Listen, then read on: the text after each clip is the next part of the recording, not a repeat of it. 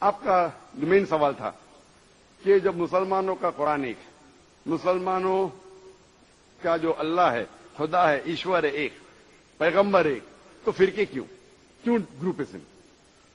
اس کا جواب ہے قرآن مجید میں سورہ ال عمران سورہ نمبر 3 آیت نمبر 103 میں وَاعْتَصِمُوا بِحَبْلِ اللَّهِ جَمِيعًا وَلَا تَفَرَّقُوا، آپ لوگ اللہ کی رسی کو مضبوطی سے پکڑو اور آپس میں مت بٹو۔ قرآن مجید میں لکھا ہے اللہ کی رسی کو مضبوطی سے پکڑو۔ اللہ کی رسی کیا ہے؟ یہ قرآن مجید اللہ سبحانہ و تعالی کی رسی ہے۔ ہم مسلمانوں کو اللہ سبحانہ و تعالی کہتے ہیں کہ قرآن مجید کو مضبوطی سے پکڑو اور آپس میں فرقے مت بناؤ، آپس میں مت بٹو۔ اور اللہ تعالیٰ فرماتے ہیں قرآن مجید میں سورہ نساء میں سورہ نمبر 4 آیت نمبر 59 میں اطیعوا اللہ اطیعوا الرسول، آپ اللہ کی اطاعت کرو اور اللہ کے رسول کی اطاعت کرو۔ اور اللہ تعالیٰ فرماتے سورہ انعام میں سورہ نمبر 6 آیت نمبر 159 کہ جو لوگ اس دین اسلام میں فرقے بناتے ہیں، یا رسول تمہیں ان سے کوئی لینا دینا نہیں ہے، اللہ سبحانہ و تعالی ان کو دیکھیں گے آخرت میں۔ مطلب جو کوئی اسلام میں فرقے بناتا ہے اسے اللہ کے رسول سے کوئی لینا دینا نہیں، یعنی فرقے بنانا حرام ہے۔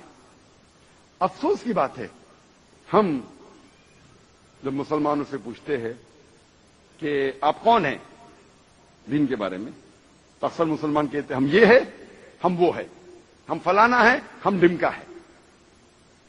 اللہ کے رسول کیا تھے؟ یہ تھے، وہ تھے، فلانا تھے، ڈمکا تھے، کیا تھے؟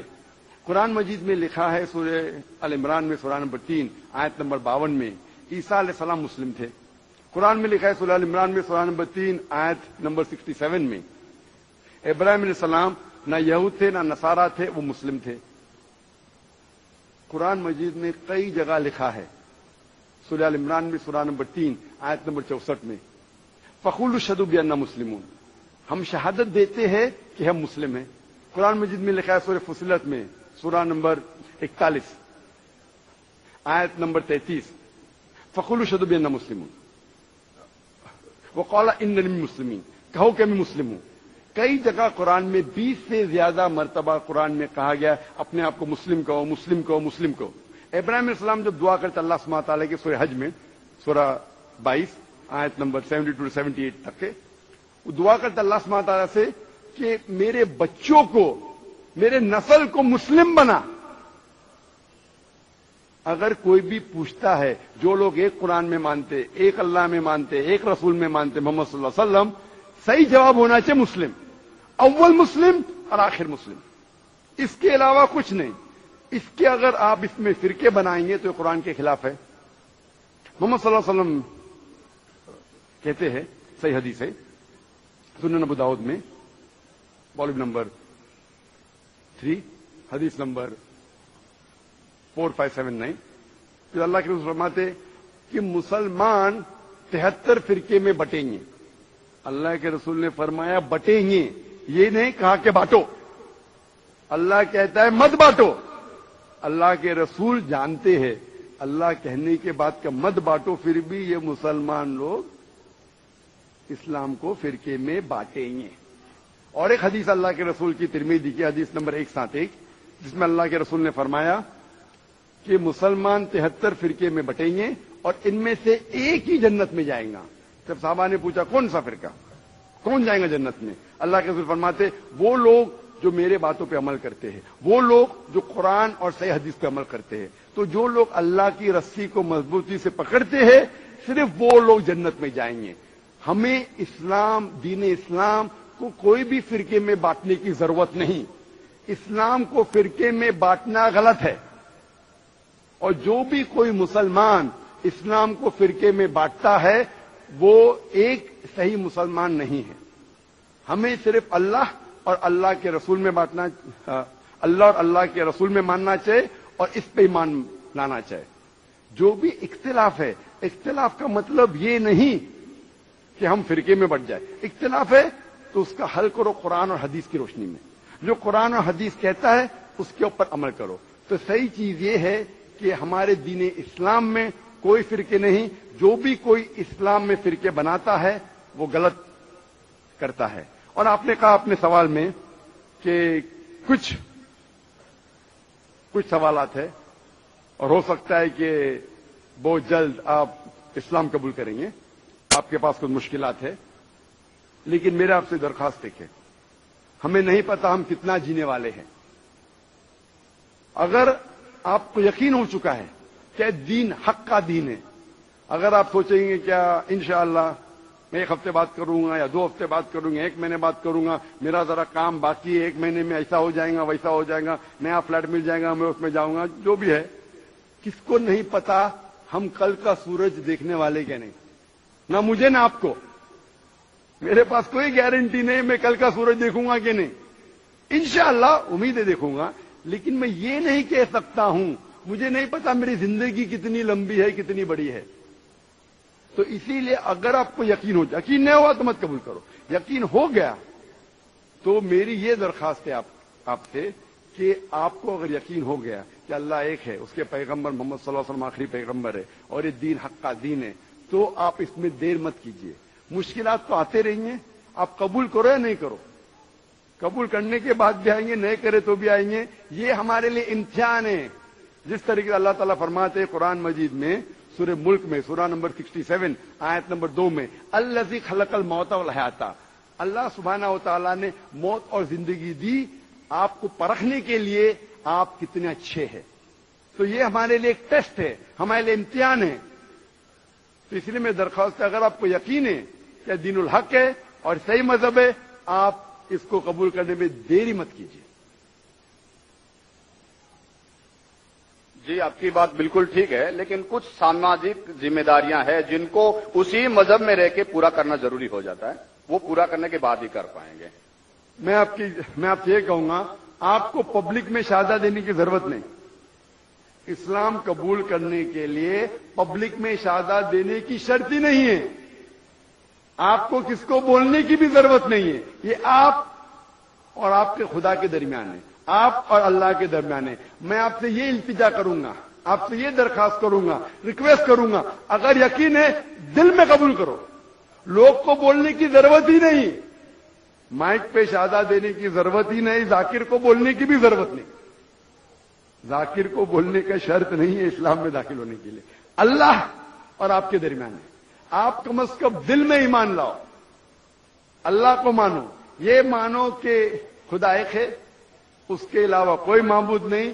یہ مانو کہ آخری پیغمبر محمد صلی اللہ علیہ وسلم ہے. اناؤنس آپ 1 ہفتے بات کرو, 2 ہفتے بات کرو, 1 سال کرو, 2 سال بعد, اس میں کوئی اعتراض نہیں. اناؤنس کرنا ہر ایک کو کہنا ضروری نہیں, لیکن اگر آپ کی کچھ مشکلات ہے جیسا حل ہو جائیں گے تب اناؤنس کر سکتے ہیں, لیکن دل میں تو کم از کم مان لو. انشاءاللہ میں دعا کروں گا کہ اللہ تعالیٰ آپ کی مدد کرے اور آپ کی مشکلات کو جلدی جلدی دور کرے. جزاک اللہ.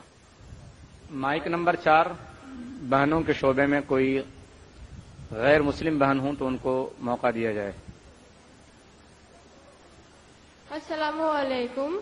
My name is Apurva and I'm a student. My question is, Muslims pray 5 times a day and do wuzu all the 5 times. There are so many people doing wuzu across the world. So since there is a problem of water, I feel Muslims waste a lot of water by this way. Why is it necessary to do wuzu before namaz? Thank you.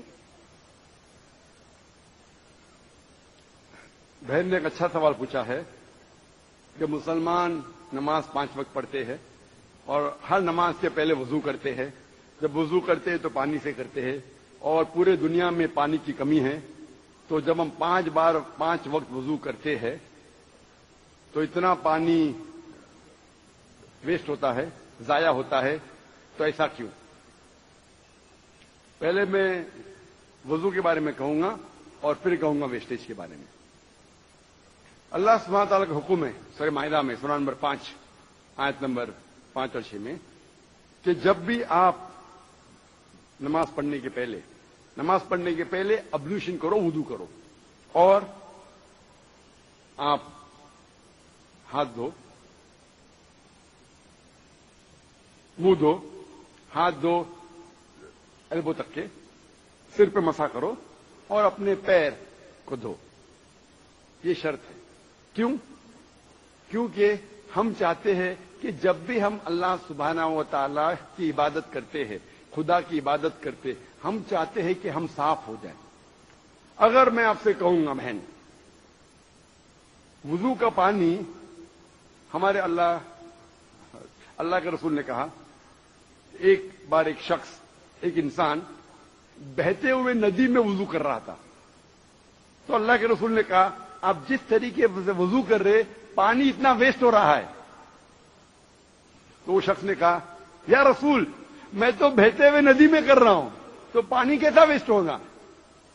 تو اللہ کے رسول نے کہا بہتے ہوئے ندی میں بھی پانی کا فضول خرچ مت کرو، پانی میں اسراف نہ کرو. کیوں؟ اس کی وجہ یہ ہے کہ جب آپ کو عادت ہو جائے گی کہ زیادہ پانی سے کرنا، جب آپ گھر میں بھی کریں گے پھر بھی آپ زیادہ پانی ویسٹ کریں گے. تو اسراف کرنا ایون وضو کے وقت زیادہ پانی استعمال کرنا بھی اسراف ہے اور غلط ہے. آپ جب دیکھتے ہیں کہ وضو کرنے کے لیے، بہن جواب کو سن رہے آپ میرے نا؟ یس سر. میں پوچھنا چاہتا ہوں کہ آپ روز نہاتے؟ یس سر. روز نہاتے؟ یا. وضو کرنے کے لیے وضو آپ ایک پارٹ پانی سے بھی کر سکتے، ایک پارٹ اوکے سے کرتے ہو. اور میں کئی بار کر چکا ہوں، اسپیشلی جب ٹریولنگ کرتے، ایک پارٹ سے وضو 5 بار وضو کرنے کے لیے 5 پارٹ میں ہو جاتا ہے. تقریباً 1 لیٹر پانی بھی کافی ہے. نہانے کے لیے کتنا لیٹر چاہیے بہن آپ کو؟ Never measured. تقریباً 1 بکٹ یا 2 بکٹ، ایک تو لگتا ہے. یا 1 بکٹ پانی یعنی 20-25 لیٹر. تو میں آپ سے کہوں گا کہ اتنا پانی ویسٹ ہو رہا ہے. میں آپ سے کہوں گا روز مت نہاؤ، صرف مہینے میں 1 بار نہاؤ. آپ مانیں گے؟ نو. آپ کہیں گے بھائی ٹھیک ہے، پانی اکثر لوگ 3 بالٹی استعمال کرتے، 4 بالٹی استعمال کرتے. بھائی مجھے صاف ستھرا رہنے کا ہے تو میں روز نہانی چاہتی ہوں، اور میں بھی الحمد روز نہاتا ہوں، کبھی کبھی 2 بار نہاتا ہوں. تو اسی طریقے سے جب آپ نہانا چاہتے ہیں آپ کے بدن کو صاف رکھنے کے لیے، ہم بھی جب اللہ سبحانہ و تعالی کے سامنے عبادت کرتے ہیں تو اہم جو جسم کے حصے ہیں اسے ہم صاف کرتے، تاکہ ہم ہمارے رب کے سامنے، ہم ہمارے ایشور خدا اللہ کے سامنے جب پیش آئیں گے، ہم چاہتے ہم صاف رہے. آپ کیسا چاہتے کہ آپ ہر روز صاف رہے؟ اس طریقے سے ہم مسلمان بھی نماز پڑھنے کے پہلے ہم چاہتے ہیں کہ ہم صاف پیش آئے. اس کے ساتھ ہم نہاتے بھی ہیں، اور اگر پانی کم ہے، جس طریقے سے ہم جانتے ہیں کہ آپ اگر ریگستان میں جائیں گے تو پانی تو بہت کم ہے. آپ اگر انٹارکٹیکا جائیں گے تو لوگ 6 مہینے میں 1 بار نہاتے، سال میں 1 بار نہاتے. تو ہمارے رسول نے کہا کہ کم از کم 1 بار تو نہ ہو.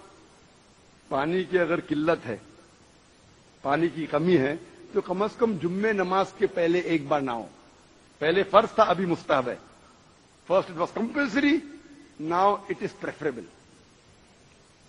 لیکن آپ جب اللہ سبحانہ و تعالی کی عبادت کرتے ہیں اس وقت صاف ہونا ضروری ہے. اسی لیے ہمارا جو کریٹر ہے، ہمارا جو ایشور ہے، ہمارا جو خالق ہے، ہم اس کے سامنے صاف ہو کے آنا چاہتے، اسی لیے ہم وضو کرتے. اور اس کے ساتھ ساتھ ایک مینٹل پریپریشن بھی ہے.